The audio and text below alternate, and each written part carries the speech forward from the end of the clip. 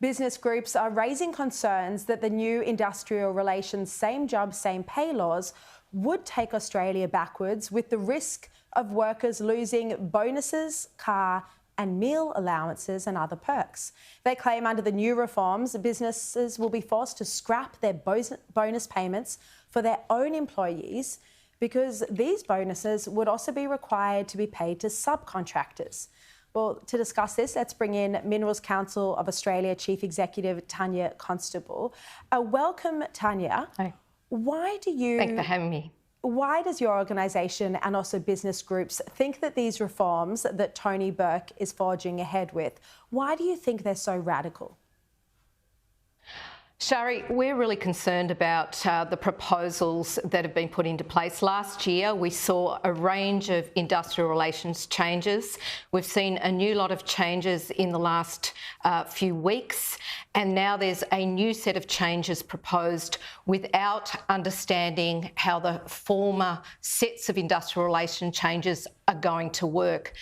Things like same job, same pay being extended beyond labour hire to service contractors, to other people across the economy is going to really impact small businesses and large businesses. The government, the minister, hasn't defined how that is even going to work at this stage. So we're really concerned about a range of industrial relations changes, and same job, same pay is one of those. And so you say today that you're worried that the same job, same pay would impact on workers receiving bonuses or meal allowances and a variety of other perks. Why would this be the case?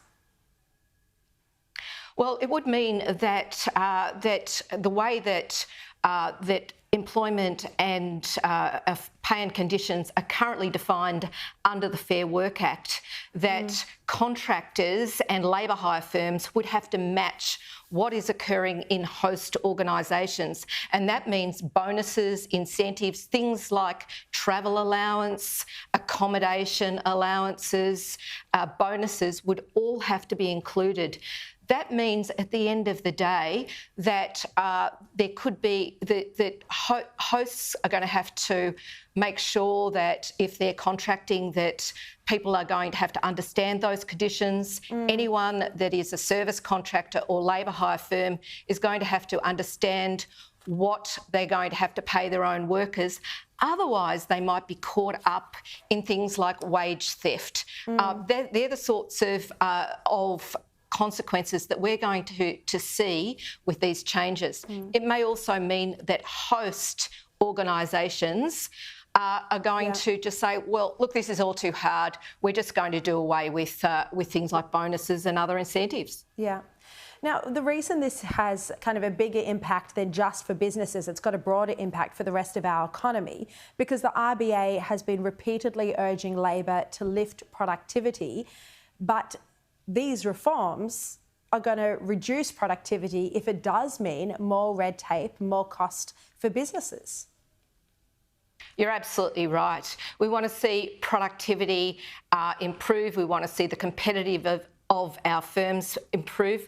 People are really doing it tough at the moment. We know that cost of living is biting every household. We know that businesses are really concerned as we're starting to see a bit of a downturn in the economy. For our industry, commodity prices are easing. So if we want to see higher wages, more jobs occurring across the economy and higher living standards, we need to make sure that productivity and competitiveness are there and increase and are enhanced. Yeah, all right. Well, we're yet to see Tony Burke properly respond to the concerns that you and businesses and other employer groups are raising. Tanya Constable, thank you very much for your time.